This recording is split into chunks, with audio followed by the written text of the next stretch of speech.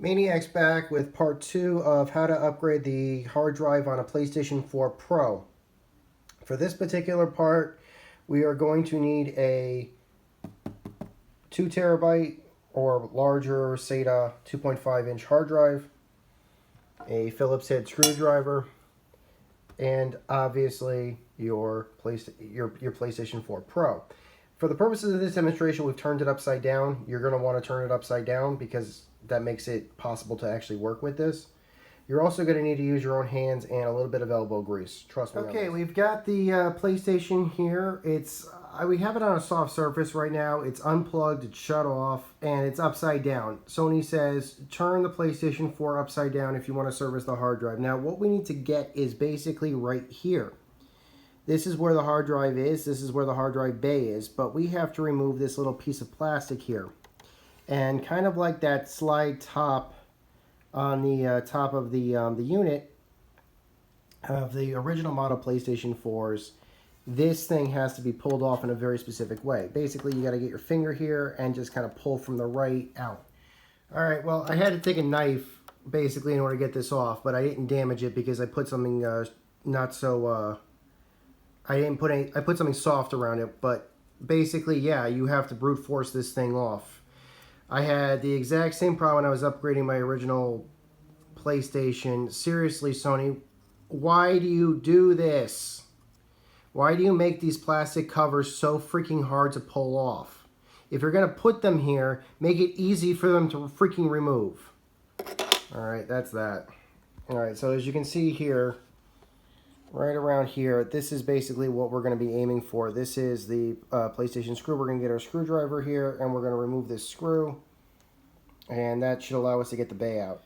I'm using a Phillips head 0 screwdriver, or I believe it could be a Phillips head 01, but you're going to need a very, very, very, very small-headed Phillips head screwdriver in order to do this. I recommend having a micro screwdriver set, usually the ones made for computers, and there you go. With that screwdriver out, we should be able to simply just slide this all out. So let's try to get this assembly out, shall we?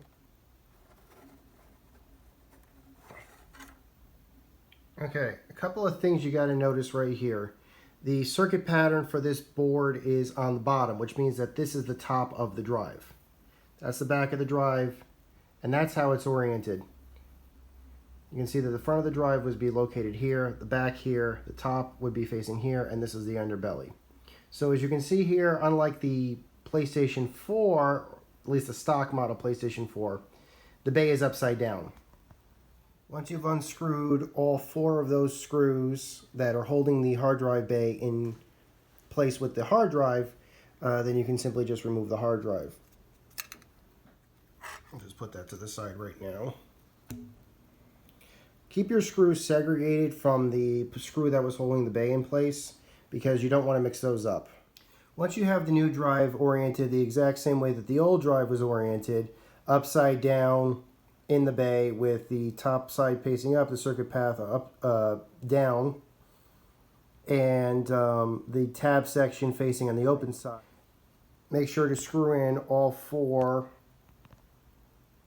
of your screws and don't over tighten them. Once the new drive has been screwed into the bracket, slide it right back in to your PlayStation 4 Pro. Make sure it's tight. There we go. And now we're going to put the original screw right here. Plug your PlayStation 4 back in and set it to the input that you have on your television and turn your television on.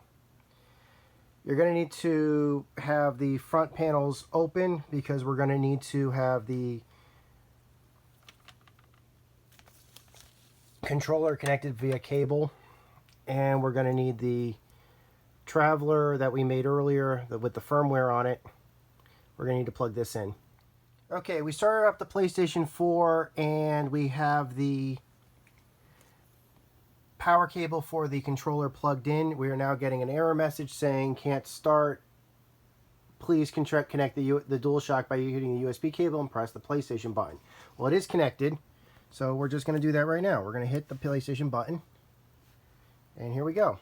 It says, connect to storage device that contains an update for reinstallation for version 6.02 or later. Well, we've got it right here after a lot of trial and error. And unfortunately, this particular type of drive simply just does not fit in the front panel because of the idiots at Sony decided to recess those USB drives, those USB slots. But there is a USB slot back here. So we're going to use that. And this will work. It will try to read a drive from here. So we're going to stick the USB drive in the rear. Success. It accepted the firmware that we put on here, and now it says it wants to initialize the system. Since we already have our backups, and this is a new drive, we don't have to worry about initialization. However, if you have data on this drive that you've put in your PS4, just be aware, if you hit initialization, the data that's on that drive is gone, formatted. So we're going to tell it yes. Again, it's a blank drive, so we don't care. There's nothing on it. Now it's initializing the drive. This is good. This tells me that the drive is connected properly into the system, and now it can be formatted so we can actually get the PlayStation 4 data onto it. It's preparing to update system software. This is normal. It's at 99%, but it's still... Oh, there it goes. And now we're resetting. But this is, again, this is normal. Once we're done here, basically you're going to see just a regular system software update screen. This is, again, this is normal. This is the same kind of update screen you'd see when you're doing just a regular software update flash for your system, even if it's from a previous version. This is to make sure that you have all the software that you need in order to run the computer. The PlayStation will start up basically as if it's a brand new PlayStation, and if you're fine with that, that's great, wonderful, whatever, but I am not. I want all my data back. I want all my applications. Let's confirm, at least right now, that the storage is correct.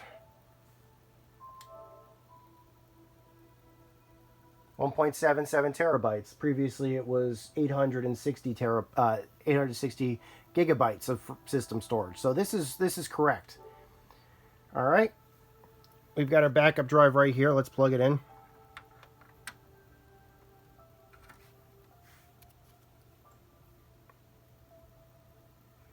It's blinking.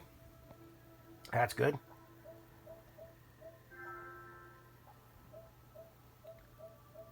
Let's go to the system options.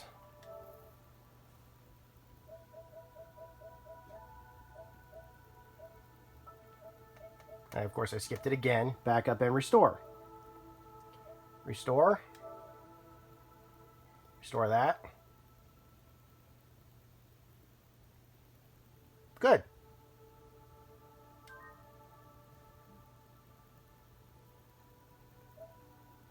Yes. And now it's going to restart. All right. Restore beginning. As you can see here, it rebooted. It prepared itself for the restoration. And now it's doing the restoration. As you can see here, it is not going to be a quick process. In fact, it might actually take longer to restore the PlayStation data than it did to back up the PlayStation data. But that's neither here nor there. As you can see, we've got drive activity, so I know that it is pulling. The system is working fine. I'm at 30. I'm at like 1/3 of 1% at this point of getting this. I wanted to play the rest of Spider-Man tonight. I guess that isn't happening. Well, it looks like we'll be holding off. Shut your TV off and just let the system do its thing. We're going to have a lot of cokes right now. Once the backup starts loading, then you basically will see this is your system. You'll need to sign back into the PlayStation Network and resync everything. Also, do your authorizations, but you won't lose an authorization because authorization is tied to the system, not the account. And since the system would if you're using the same system it was previously authorized, you will have to reauthorize it, but you won't lose anything basically.